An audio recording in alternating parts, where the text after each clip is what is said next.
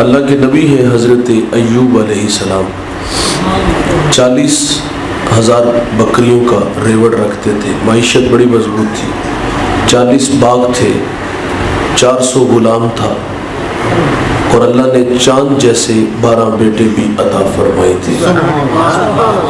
اللہ نے فرشتے کو بھیج دیا کہ جاؤ میرے نبی سے کہو کہ آزمائش کے لیے تیار ہو جاؤ۔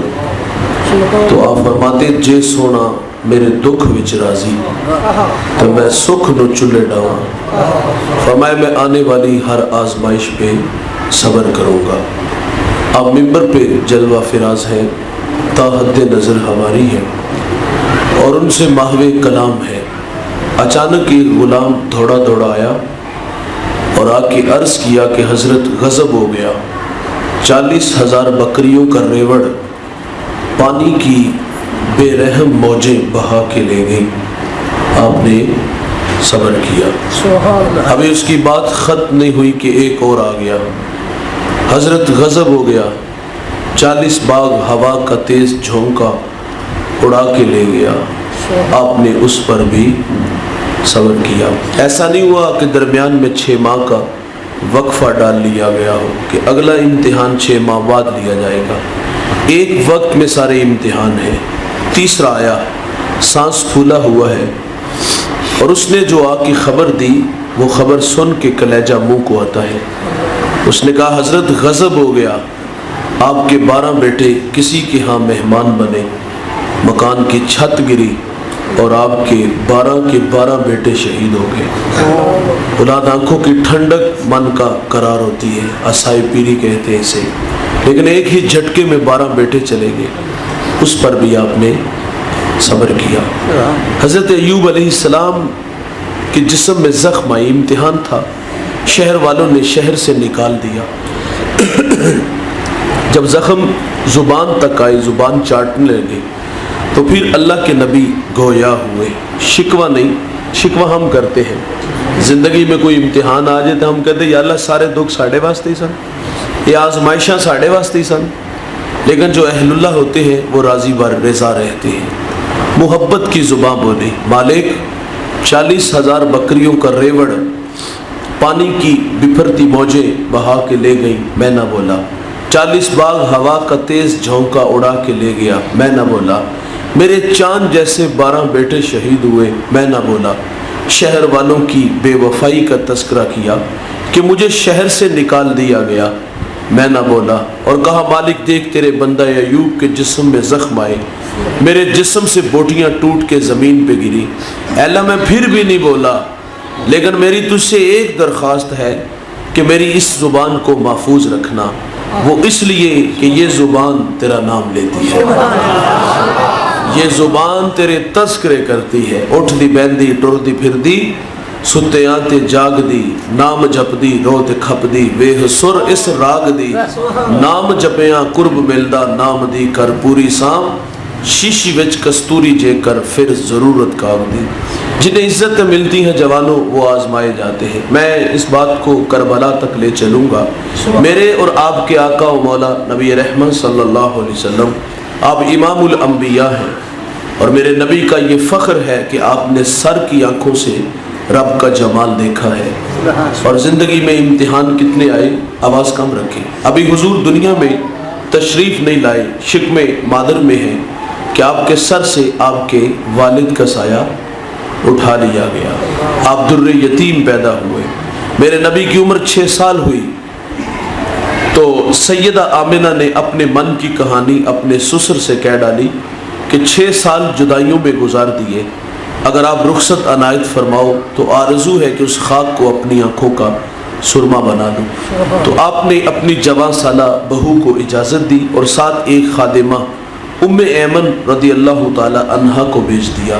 یہ نفوس قدسیہ مکہ سے یثرب آئے، 1 مہینہ یا کچھ دن زیادہ ٹھہرے اور پھر واپس لوٹ آئے۔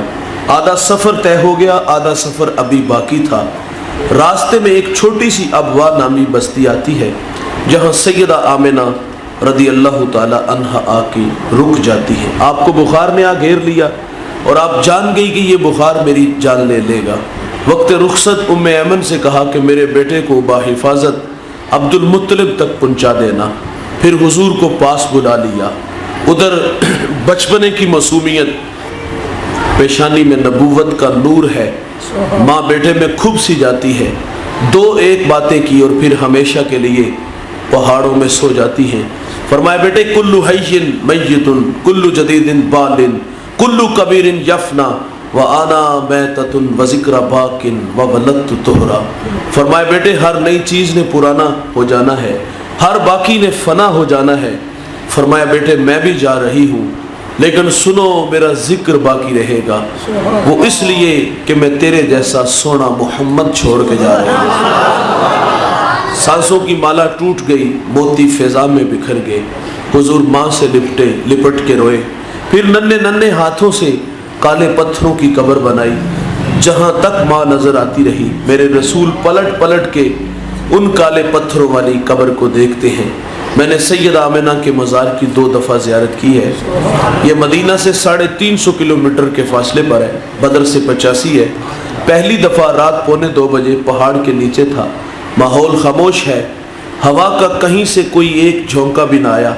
लेकिन जब सैयदा आमिना के कदमों में जा खड़ा हुआ तो यकीन जानो ऐसा लगा कि अल्लाह ने जन्नत के 8 दरवाजे ही खोल दिए। आज भी जन्नत से ठंडी हवाएं सैयदा आमिना को सलाम करने आती है। उम्मे ऐमन कहती कि हुजूर को लेके पहाड़ से नीचे आई, पलट के देखा तो साथ नहीं थे। दोबारा फिर पहाड़ पे चढ़ती है, कहती मेरी आंखें क्या देखती हैं कि हुजूर माँ के सराने खड़े हैं और वहाँ खड़े होकर कह रहे थे अम्मी जी आप तो जानते हो कि मेरा इस दुनिया में आपके सिवा कोई भी नहीं है।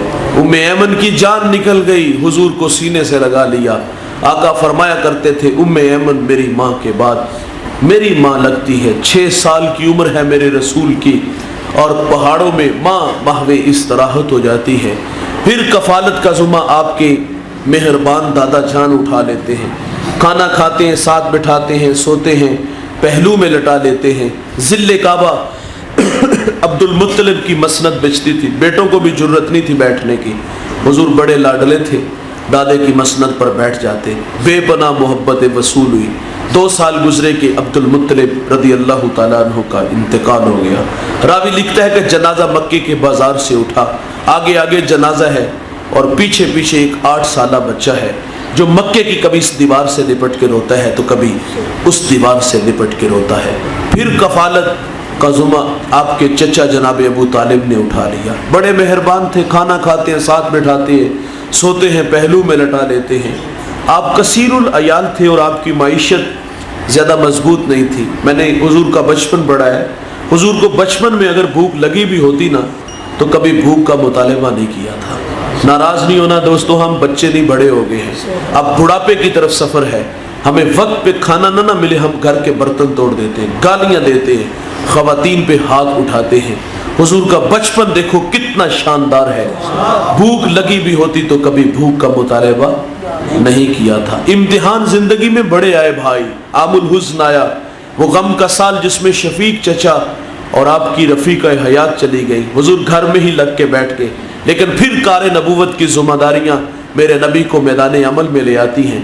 हमने कौम के रवैये पढ़े हैं। आप ला इलाहा की दावत देते हैं, वो कांटे बिछाते हैं, गड़े खोदते हैं, ओजरियाँ फेंकते हैं, गले में रस्सी डाल के तौ देते हैं। शैब अबी तालिब में 3 साल मासूर रहे, सोशल बाइकाट हुआ, माओ की छातियों से दूध खुश्क हुआ तो बच्चे रोते हैं, माएँ मुंह पे थप्पड़ नहीं मारती, बस इतना कहती हैं कि तुम्हारे रोने की आवाज़ काफरों ने सुनी तो वो तुम्हारे नबी मोहम्मद को ताने देंगे। बच्चे खामोश हो जाते। सहाबा कहते हमने पत्ते खा खा के गुजारा किया, चमड़े भिगो भिगो करके गुजारा किया। एक सहाबी को पड़ा, वो कहते इतनी शिद्दत की भूख लगी थी कि एक गीली जगह पाँव आया, न जाने वो क्या था, उठाया खा लिया। आज तक ये खबर नहीं कि वो चीज़ है क्या थी।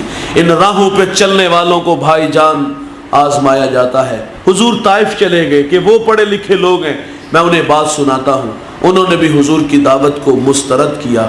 हुजूर फरमाते मैं आया, मैंने तुम्हें अपनी बात सुनाई, ये तुम्हारी किस्मत कि उसको कबूल नहीं किया, लेकिन फरमाया मेरे पे एक मेहरबानी करना, मेरे आने की खबर मक्का के लोगों को ना देना, वो मुझे ज़्यादा दुख देंगे। उन्होंने कहा हम तो इसकी तशहीर करेंगे। सुनिए जवानों, हुजूर वापस पलटने लगे। ताइफ का बाजार है, उबाश लड़के हैं, हाथों में पत्थर है, میرے نبی قدم اٹھاتے ہیں تو وہ پاؤں پہ پتھر مارتے ہیں. فرمایا مجھے درد ہوا تو میں زمین پہ بیٹھ گیا. وہ آگے بڑھے, حضور کو کندھوں سے پکڑا, کھڑا کیا, چلنے پہ مجبور کیا گیا, پھر پتھر مارے گئے. بدن لہو لہان ہے. جوانوں, اس دین کی بنیادوں میں پیغمبر کا خون ہے. دین بڑی محنت سے پھیلا ہے, جستجو سے پھیلا ہے. ناراض نہیں ہونا, تمہاری ضرورت تھی میرے رسول کو, تمہاری جوانیوں کی ضرورت تھی اس دین کو. تم قرآن کے نوکر بن کے زندگی گزارتے, تم قرآن کی راہوں کے مسافر رہتے, لیکن آج جوانیاں کہاں گزری؟ چوک چبارے, پھٹوں کی زینت جوانیاں بنی. آج رقص و سرود کی محفلیں سجانے میں جوانیاں گزری. آج بند کمروں میں عزتیں لوٹنے میں جوانیاں گزری.